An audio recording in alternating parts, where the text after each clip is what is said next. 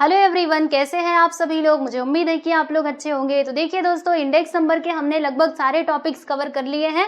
अभी लास्ट में हमारा ये वाला जो टॉपिक है ना, ये बचा हुआ था, जो क्या है, लिमिटेशंस ऑफ इंडेक्स नंबर्स। ठीक है, ये चीज हम लोगों को समझना है। और आप लोग को बता दूं कि इसके पहले हमारे कितने लेक्चर्स हो चुके हैं भाई, 5 लेक्चर्स कंप्लीट हो चुके हैं। ये है हमारा लेक्चर नंबर 6 और इसमें हम क्या समझने वाले हैं दोस्तों, लिमिटेशंस यानी कि डिसएडवांटेजेस ऑफ इंडेक्स नंबर्स। ठीक है, तो चलो हम एक एक करके सारे पॉइंट्स को समझते हैं। तो इसमें सबसे पहला पॉइंट आप लोगों के सामने क्या है, बेस्ड ऑन सैंपल्स। देखो दोस्तों, ये जो हमारा इंडेक्स नंबर है ना, ये किसके ऊपर बेस्ड होता है, सैंपल के ऊपर बेस्ड होता है, राइट। तो हो सकता है कि इसमें कुछ गलतियां निकल जाए। कैसे, मैं आपको समझाती हूँ। जैसे वही हम अपना पुराना वाला एग्जांपल लेंगे। मेरी फैक्ट्री है, ठीक है, जहां पर मैंने क्या किया, मैंगो जूस को बनाया है। और मैंने मैंगो जूस कितने बनाए हैं भाई, 100 बॉटल मैंगो जूस बनाए हैं। ठीक है, अब मुझे क्या करना है, इसकी क्वालिटी को चेक करना है, सब कुछ प्रॉपर है कि नहीं, मुझे ये चीज का पता लगाना है। तो मैंने क्या किया, एक बॉटल को उठाया, क्योंकि हर एक बॉटल को चेक करना इट्स नॉट पॉसिबल। ठीक है, तो मैंने सैंपल के तौर पे एक बॉटल को उठाया और उसको चेक किया। ठीक है, लेकिन बाकी 99 तो छूट गए ना।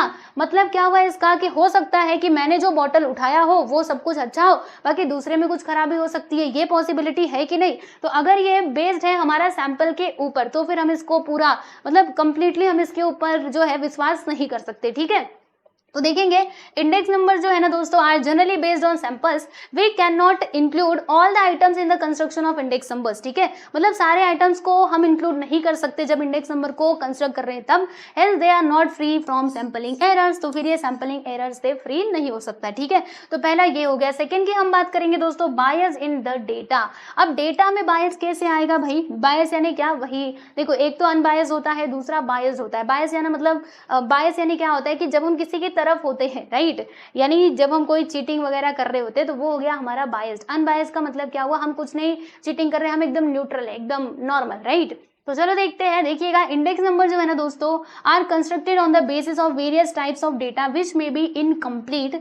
There may be bias in the data collected. This is bound to affect the result of the index number. यानी जब डेटा को कलेक्ट किया जा रहा है दोस्तों, तो हो सकता है कि उसमें कुछ चीटिंग कर दी गई हो। ये भी पॉसिबल, ये भी पॉसिबिलिटी है। ठीक है, अब क्योंकि जो हमारा इंडेक्स नंबर है वो बनाया जा रहा है डेटा के बेस पे, है ना। जो डेटा हमारे पास आया है हम उसी के बेसिस पे इंडेक्स नंबर को फॉर्म कर रहे हैं। तो अगर हमारे डेटा में ही कुछ खराबी है तो हमारा फाइनली रिजल्ट भी तो गड़बड़ ही आएगा ना। तो ये प्रॉब्लम यहाँ पे हो सकती है। तो ये है दोस्तों इसका सेकंड डिसएडवांटेज। ठीक है, नेक्स्ट है यहाँ पे कि miss use of index number. अब इंडेक्स नंबर का मिस यूज यानी गलत तरीके से यूज कब होगा, देखेंगे जरा। देखिए, index numbers can be misuse. कैसे, they compare a situation in the current year with a situation in the base year. यानी इसमें हम क्या करते हैं, करंट ईयर और बेस ईयर के सिचुएशन को कंपेयर करते हैं। अब सुनना ध्यान से। अब जो पर्सन है ना दोस्तों, वो क्या कर सकता है, इसमें किस प्रकार से चीटिंग कर सकता है, सुनो ध्यान से। जो पर्सन है वो अपनी कन्वीनियंस के हिसाब से क्या कर सकता है, जो बेस ईयर है उसको सेलेक्ट कर सकता है, राइट। तो देखो यहाँ पे वही बोला गया कि पर्सन में choose a base year which will be suitable for his purpose. ठीक है, मतलब जो पर्पस वो चाहता है, वो मतलब उसका जो एम है, राइट, वो उस हिसाब से बेस ईयर को सेलेक्ट कर सकता है। ठीक है ना, तो यहाँ पे मिसयूज होने के चांसेस हैं इंडेक्स नंबर के। एग्जांपल देखिएगा, जैसे जो बिजनेसमैन है ना बच्चे, वो क्या कर सकता है, देखो, may choose a year in which his profit is high as the base year and show that his profit is falling in the current year. मान लीजिए बिजनेसमैन है, ठीक है, अब उसको क्या करना है, मतलब वो अपनी कन्वीनियंस के हिसाब से बेस ईयर को सिलेक्ट कर सकता है, राइट। तो वो कौन सा बेस ईयर सिलेक्ट कर रहा है, जिस ईयर में उसको काफी ज्यादा प्रॉफिट हुआ था, राइट। तो जब वो प्रेजेंट से उसको कंपेयर करेगा तो उसको वहां पे क्या दिखाई देगा कि अभी जो उसका प्रॉफिट है ना दोस्तों, वो काफी नीचे की तरफ जा रहा है। ठीक है, तो अभी आपके दिमाग में ये सवाल आएगा कि बिजनेसमैन को ऐसा दिखा करके क्या मिलेगा, क्यों वो दिखाना चाहेगा कि मेरा प्रॉफिट नीचे की तरफ जा रहा है। तो इसमें इसको फायदा हो सकता है, जैसे बहुत सारे फायदे हो सकते हैं। जो इसके शेयर होल्डर्स हैं, राइट, तो उनको वो दिखा सकता है कि देखो अभी हमारी कंपनी उतना ज्यादा प्रॉफिट अर्न नहीं कर रही है, तो फिर हम आपको इतना पैसा कहाँ से दें, राइट। तो ये सारी चीजें वो बता सकते हैं। तो ये है misuse of index number, right. I hope so clear हो गया होगा, है ना। शेयर होल्डर्स के बारे में आपको मालूम है ना, ये आप कहाँ पे पढ़ोगे, एसपी में पढ़ोगे। ठीक है, चलो आगे बढ़ते हैं। नेक्स्ट है यहाँ पे डिफेक्ट्स इन फॉर्मूला। अब फॉर्मूले में कैसे गड़बड़ है भाई, है गड़बड़, सुनो। There is no perfect formula for the construction of an index number. Index number के कंस्ट्रक्शन में कोई भी परफेक्ट फॉर्मूला हमारे पास नहीं है। आप बोलेंगे है तो, इतने सारे फॉर्मूले तो हमने देखे। अरे जो भी हमने फॉर्मूले देखे, आपने देखा कि वो परसेंटेज में हमें आंसर दे रहे थे, है ना। तो वही है, it is only an average. ये क्या है बच्चे, ये बस एक एवरेज है। And so it has all the limitations of an average. ठीक है, चलो आगे बढ़ते हैं। नेक्स्ट है यहाँ पे चेंजेस इन द इकोनॉमी। अब देखो भाई, इकोनॉमी में कैसे चेंजेस होते रहते हैं। तो the habits, taste and expectations of the people in a country are always changing and all this changes can not be included in the estimation of index numbers. यानी देखो बच्चों, क्या होता है कि जो इकोनॉमी है, मतलब मान लीजिए कोई कंट्री की इकोनॉमी है, तो उसमें हम देखते हैं ना कि चेंजेस आते रहते हैं, जैसे लोगों के टेस्ट बदलते रहेंगे, प्रेफरेंसेस, और इसके अलावा उनके एक्सपेक्टेशंस बदलेंगे, राइट। ये सारी चीज़ों में बदलाव हमें देखने के लिए मिलता है, तो हम इन सारी चीज़ों को एक साथ इंक्लूड नहीं कर सकते, इट इज़ नॉट पॉसिबल, ठीक है।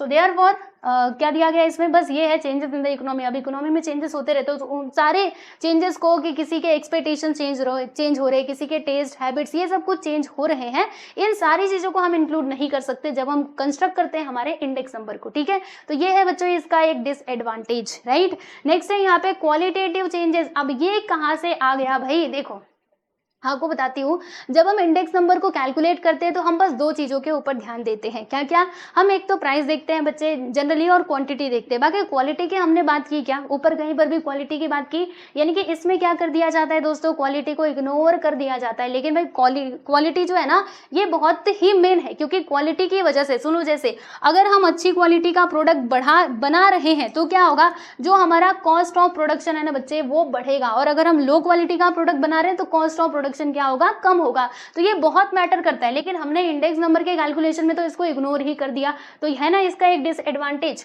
तो ये हो जाता है, देखो, द प्राइस और क्वांटिटी इंडेक्स नंबर में ignore the changes in the qualities of the products at any given time. A better quality commodity, जो मैंने आपको बताया, will have higher production cost and a higher price than an ordinary commodity which is a substitute for the better product, ठीक है। तो ये वाला भी आपको समझ में आ गया। नेक्स्ट है बच्चे आर्बिट्ररी वेट। अब ये आर्बिट्ररी वेट क्या है, अब क्योंकि वेट ही असाइन करना है तो हम लोग अपने मन से भी कर सकते हैं, राइट। मतलब जो भी हमारे लिए सुटेबल रहेगा, मन माना व्यवहार हम यहाँ पे कर सकते हैं। तो the weights assign to different commodities में भी आर्बिट्ररी, ठीक है, आर्बिट्ररी भी हो सकता है जब हम वेट को असाइन कर रहे होते हैं तब, यानी कुछ भी ले लिया आपने मन से, राइट।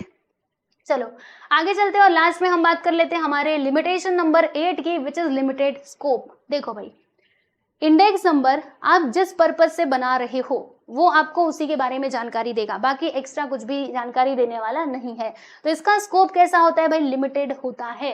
तो index number has limited scope because if it is constructed for the one purpose then it can not be used for any other purpose, ठीक है। आपने जो पर्पज से उसको बनाया है वो उसी में आपकी मदद करेगा, बाकी और किसी में आपकी मदद नहीं करने वाला। तो इसका स्कोप कैसा होता है भाई, लिमिटेड होता है, ठीक है।